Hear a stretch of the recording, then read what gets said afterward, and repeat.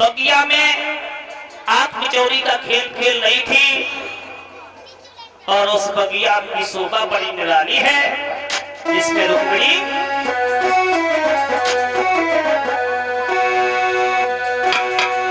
उस बगिया में अरे कोयल की रही बाबन में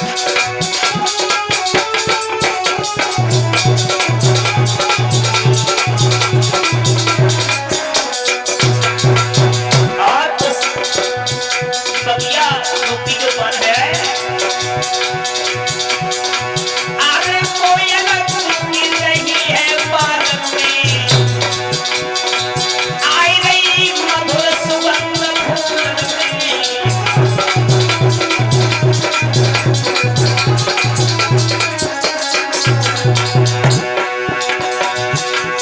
एक बिटिया खुशी भई मन में नजर हुई हो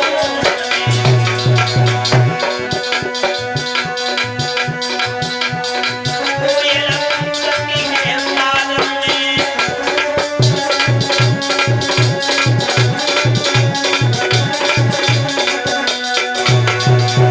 उस बगिया में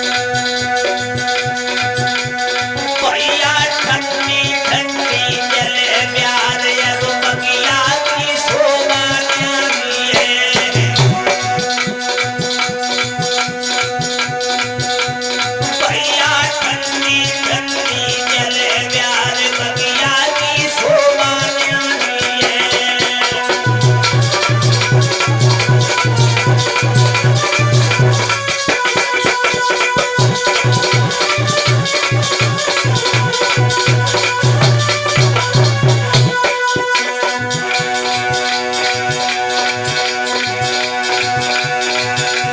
शोभा न्यारी है भैया शोभा न्यारी है अब तो ठंडी ठंडी जले प्यार बगिया की शोभा न्यारी है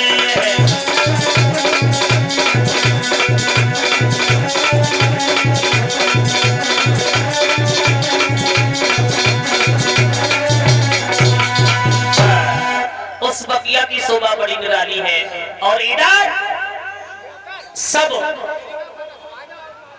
झूला झूले लगती हैं कोई आप निचोनी का खेत खेल रही है इधर उसी समय देव ऋषि नारद जी का आगमन हुआ है श्रीमन नारायण नारायण का नाम लेते हुए आगे बढ़े हैं तो जैसे रुक्मिणी को देखो है तो उन्होंने एक लाइन गाता कि ब्रज भूमि में हुआ है अवतार कन्हैया ब्रज भूमि में अवतार कन्हैया का हो चुका है इतनी बात जब सुनी है तब रुक्मिणी ने सोचा कि कन्हैया का अवतार हुआ और हमें पता नहीं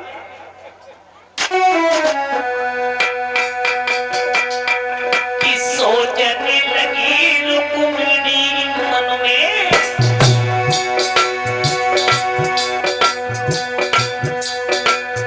ये जन्म व्यर्थ हो रही माया की तरफ सूझ रही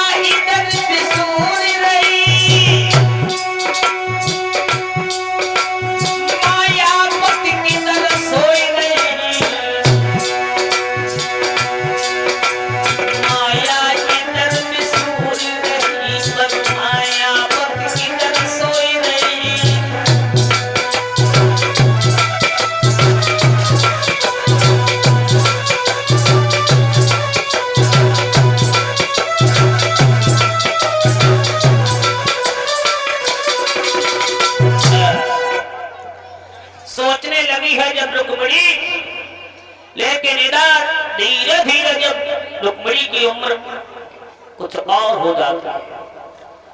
तो उसी समय माँ बाप को चिंता हो जाती है कि लड़की शादी की योग्य है और बेटी की शादी की जाए। और शादी की सभी को जब चिंता होती है तो एक दिन महाराज भीष्म की पत्नी ने कहा कि बिटिया सियानी हो रही है और कहीं लौटा देखो। कहने लगे भीष्म चिंता मत करो। जाकर के राजसभा में जब प्रश्न किया है, अब तो सब सभा में बैठे लोग बारी बारी से जितने भी राजा थे उनके नाम गिनाने लगे। तो कोई तो अच्छा ही करता है, तो कोई उनके बारे में कहीं कुछ कहता है, कहीं कुछ कहता है, लेकिन शादी कहने की बात कहीं भी तय नहीं हो पाई।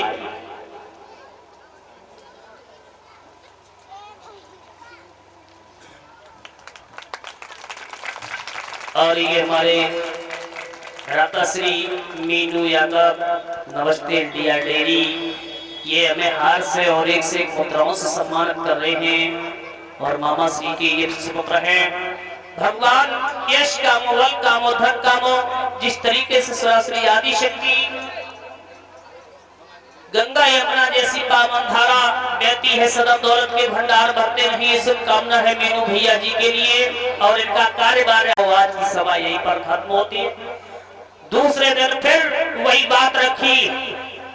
ठीक है सभा के लोगों, आज सभी को बोलने का अधिकार है। हमारी बेटी रुक्मिणी शादी की योग्य होने जा रही है। किसी की नजर में कोई अगर लड़का हो तो बता सकते हो।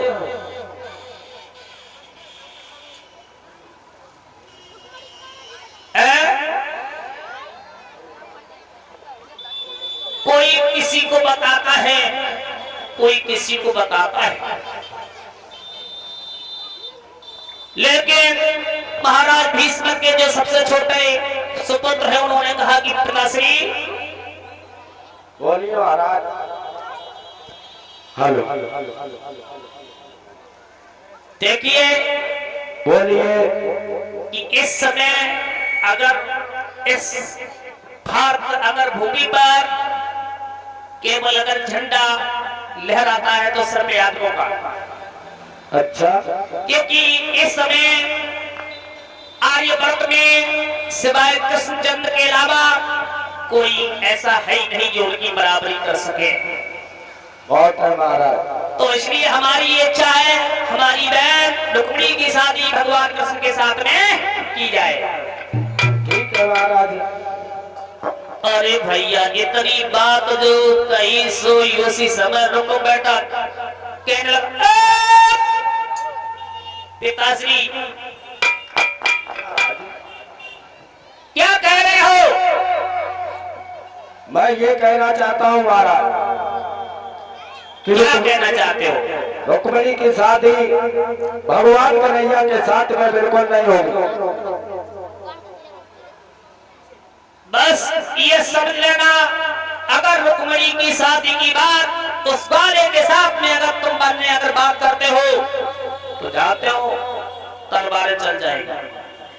क्योंकि वो ग्वालों का जूठा मीठा खाने वाला, वन वन में गाय चराने वाला, उसका पिता नंद उसके पास में क्या है? कुछ नहीं है। बोला है उसी समय रुको, क्या बोला?